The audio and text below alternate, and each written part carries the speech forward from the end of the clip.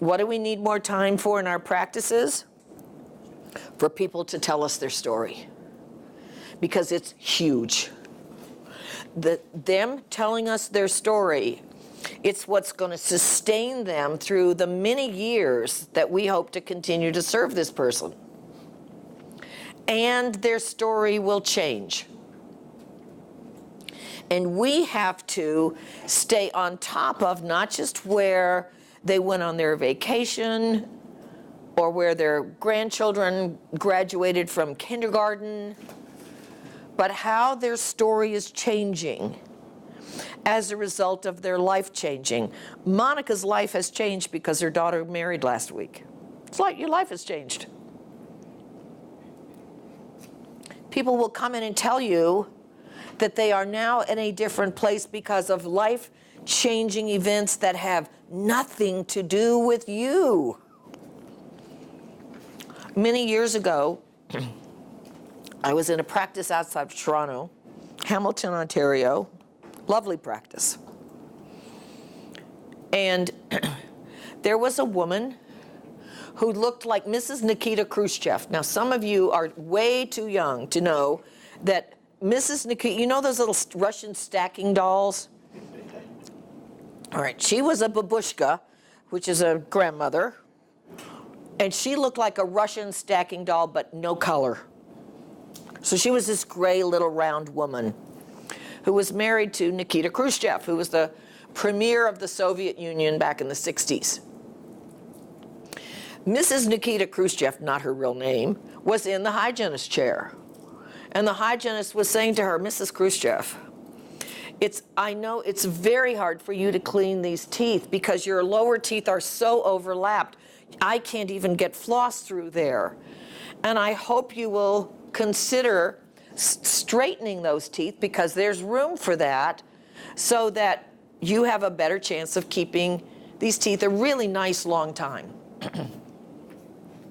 And she said, no, I could never do that. I could never do that.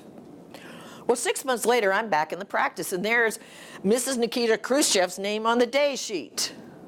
This is long ago when we had day sheets. Do you still have day sheets anymore? No.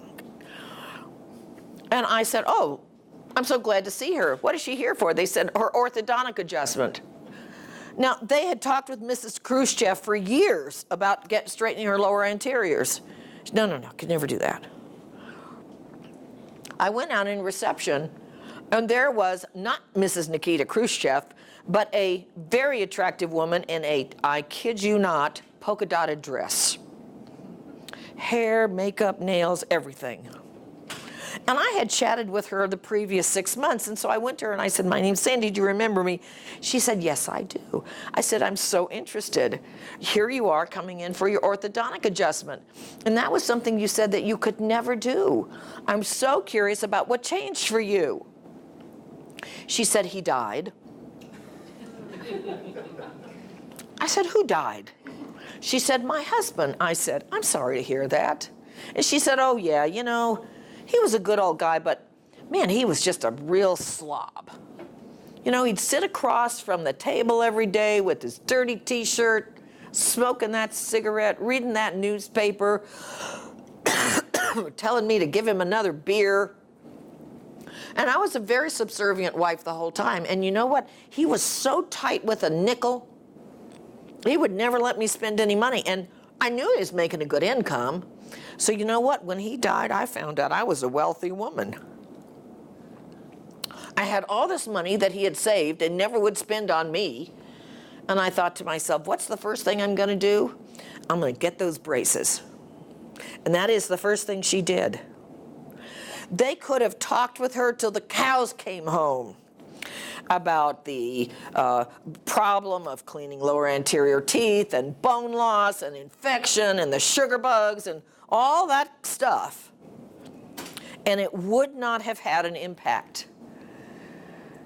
Now, is it good that each time she was in, they continued to report to her findings about her clinical condition? They're concerned about the implications of that? Absolutely. But this practice was really good.